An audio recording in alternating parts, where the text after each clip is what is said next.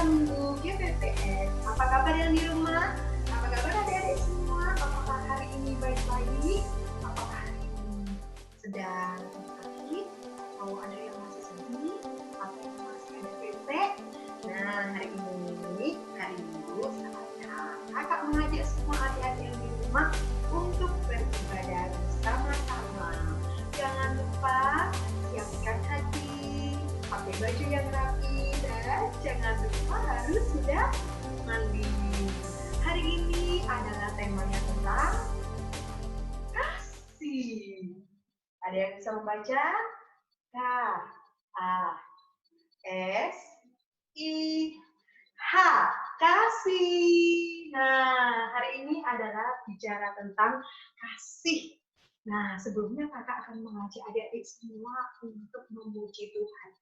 Ya, dan sebelumnya kakak ajak untuk kita semua bersama-sama berdoa sebelum memulai ibadah hari Minggu ini.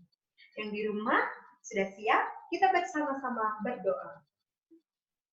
Tuhan Yesus, terima kasih untuk hari ini, hari Minggu. Kami boleh kembali beribadah. Tuhan Yesus memberkati kami semua dan menolong supaya kami tetap sungguh-sungguh beribadah kepada Tuhan. Di dalam nama Tuhan Yesus Kristus. Amin. Nah, saatnya kakak akan mengajak adik-adik untuk memuji Tuhan. Dan semuanya siapkan hati. Kasihilah sesamamu seperti dirimu.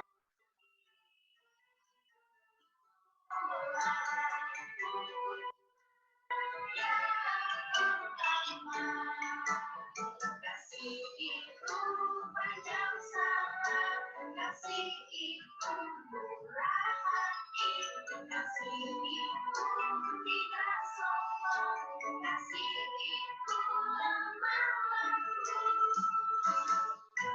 Kasihilah sesamamu seperti dirimu. Itulah Tuhan yang pertama.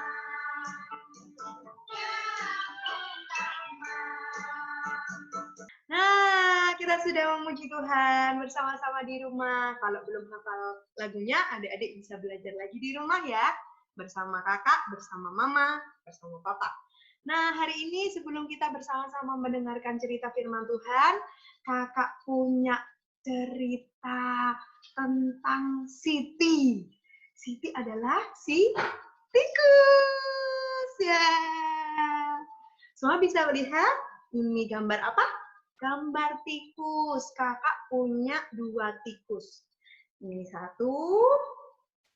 Nah, ini 2. Ada berapa?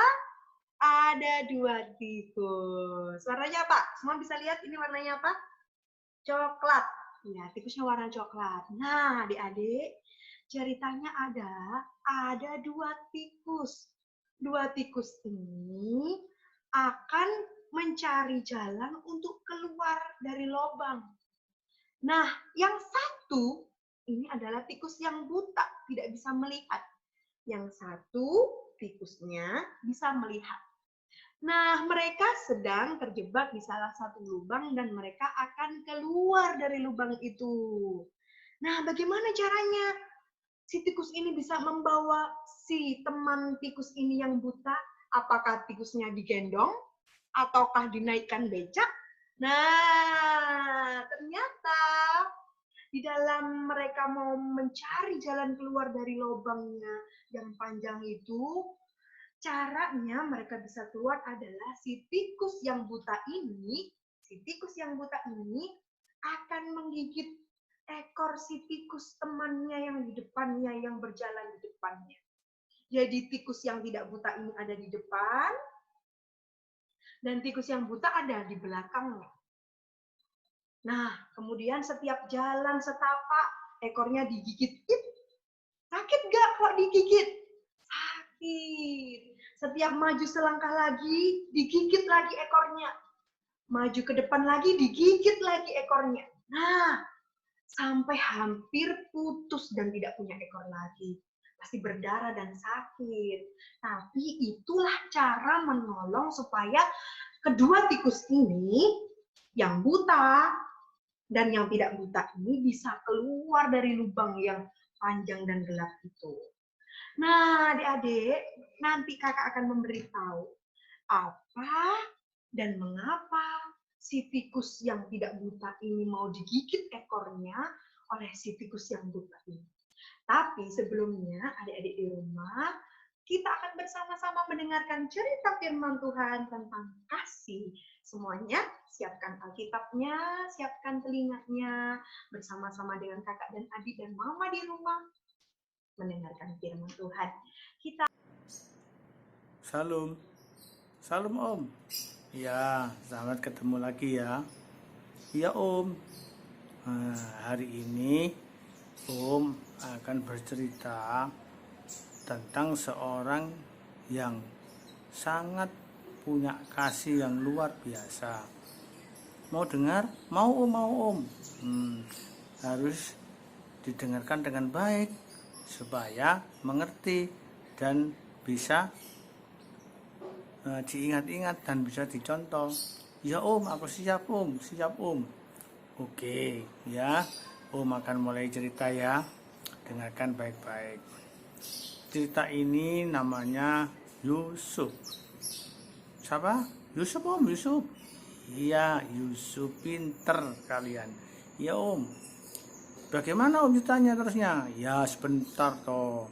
Dengar dulu ya, Om siapkan dulu. Ya Om, ya Om. Gini ya, Yusuf ini adalah anak yang ke-11 dari Pak Yakub. Siapa adik? Yakub Om, anaknya Pak Yakub. Oke, pintar sekali. Ya, ceritanya begini. Ya, Yusuf ini disayangi lebih dari kakak-kakaknya oleh Yakub, ayahnya ya.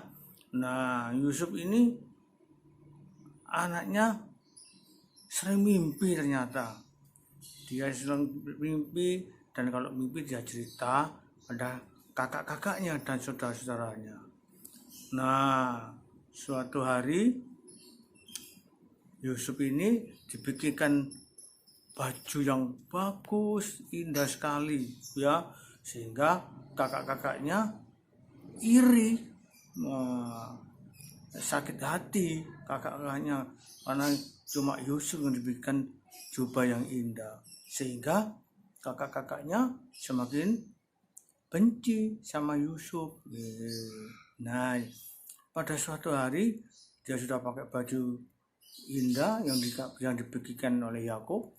Dia bercerita gini sama saudara-saudaranya, kakak, tadi malam aku mimpi kak, pada waktu kita sama-sama di ladang, pada waktu kita mengikat berkas gandum-gandum kita, tiba-tiba berkas gandumku berdiri kak, berdiri tegak gitu kak, dan ternyata berkas gandum-gandumnya kakak juga menyembah, sujud ke berkas gandumku kak.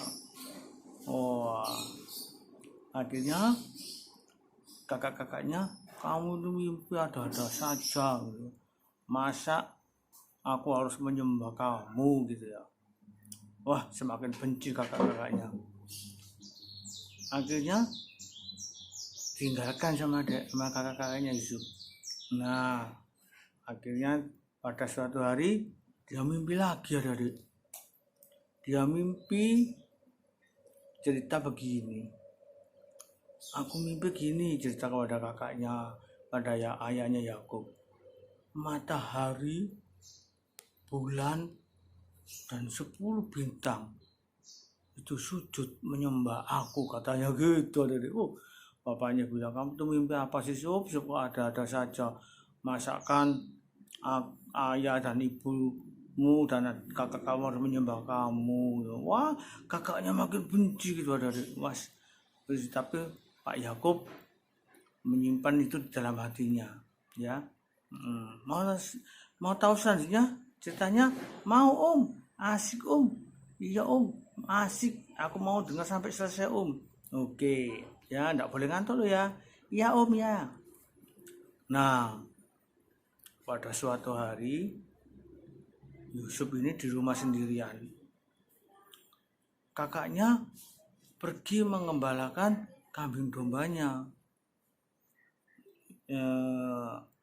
Maka Yusuf dipanggil sama Yakub, diminta untuk melihat kakak-kakaknya yang sedang mengembalakan dombanya. Sup, sini Sup. Iya Pak.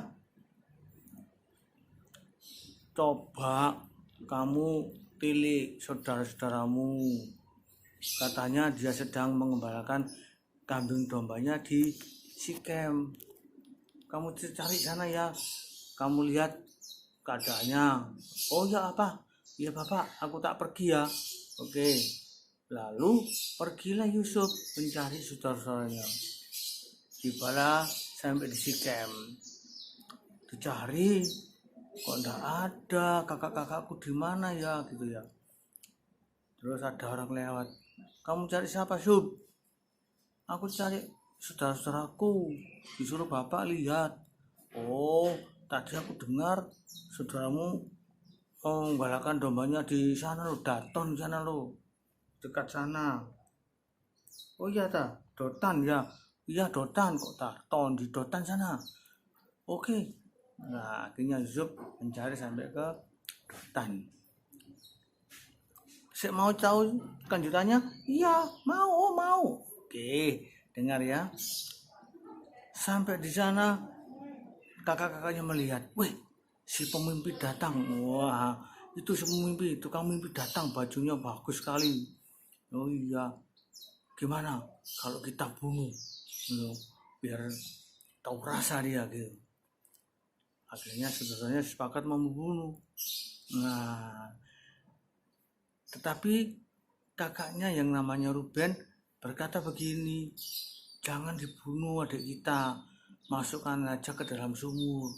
Ya, jangan diapa-apakan dia, janganlah kita tumpahkan darah, ya, enggak boleh.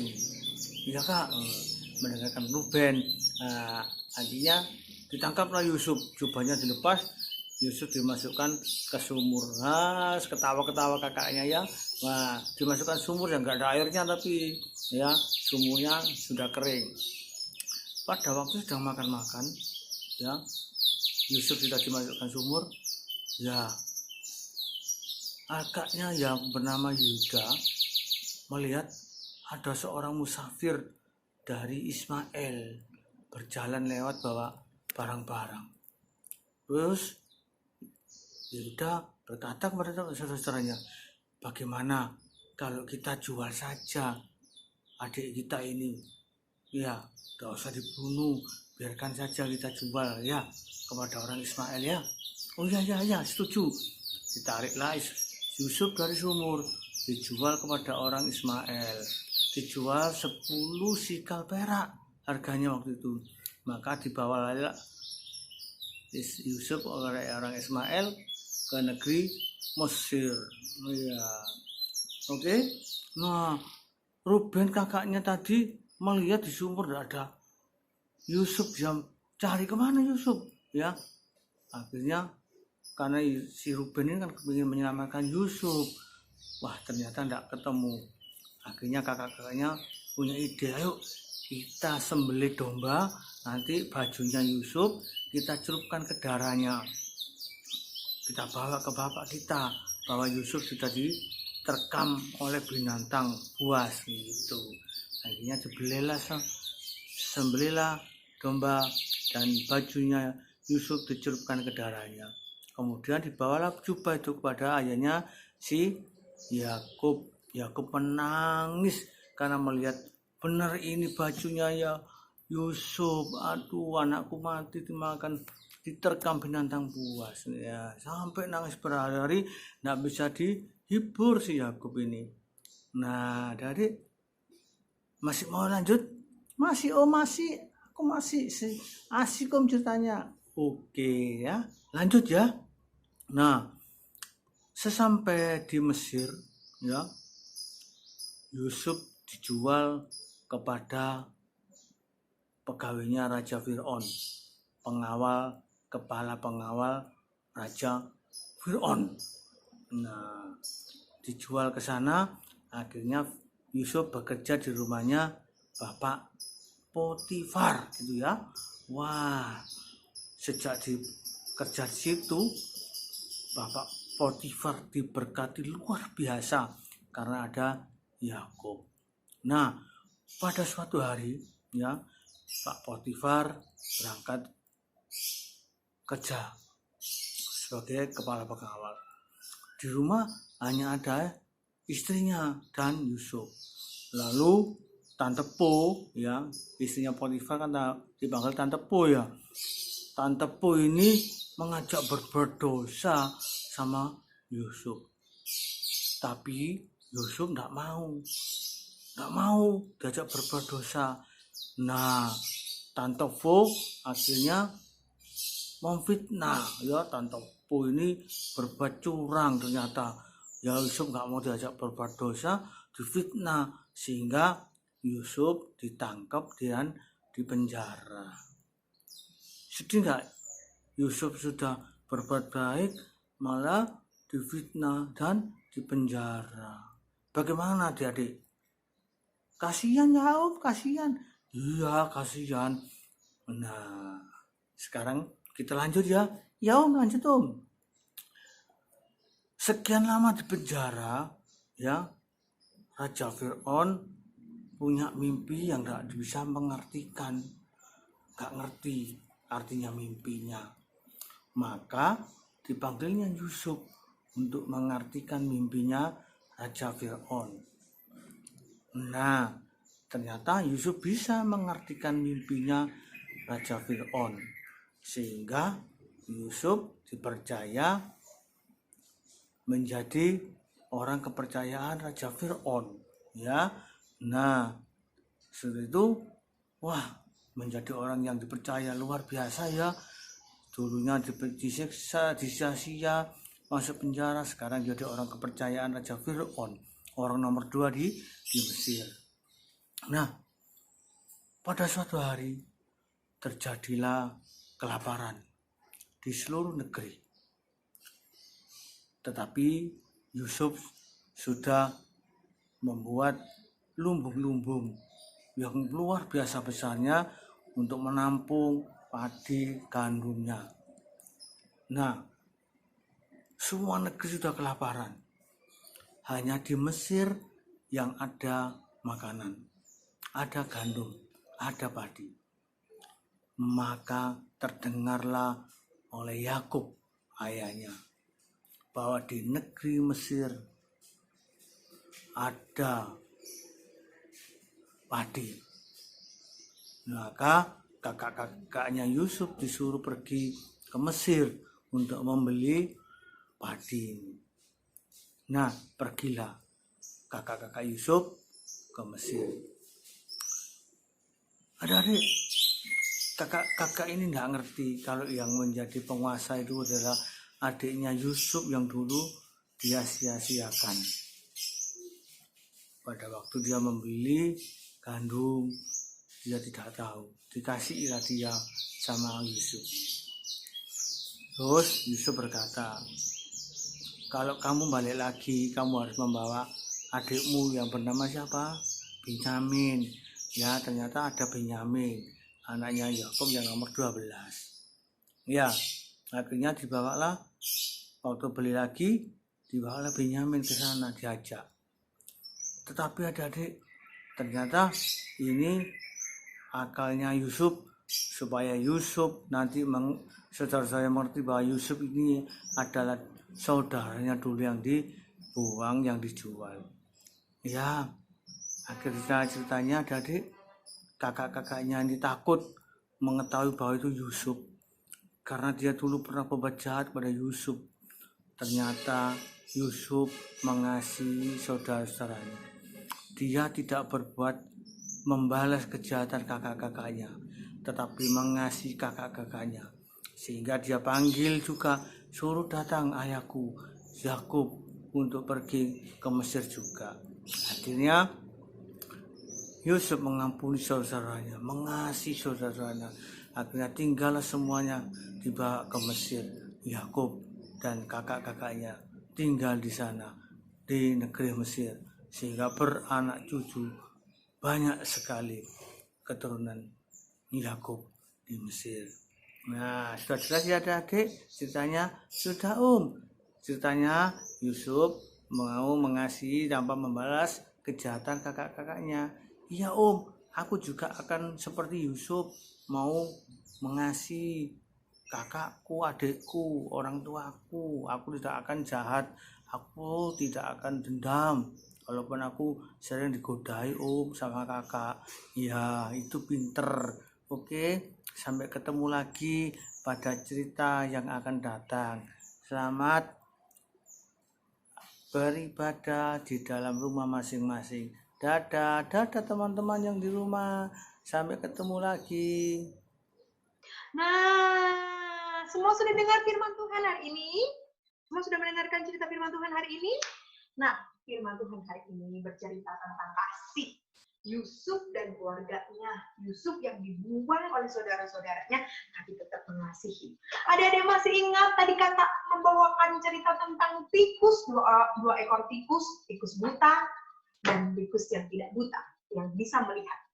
Ternyata ada 4 orang yang bertanya-tanya, apa sih hubungan kedua tikus itu?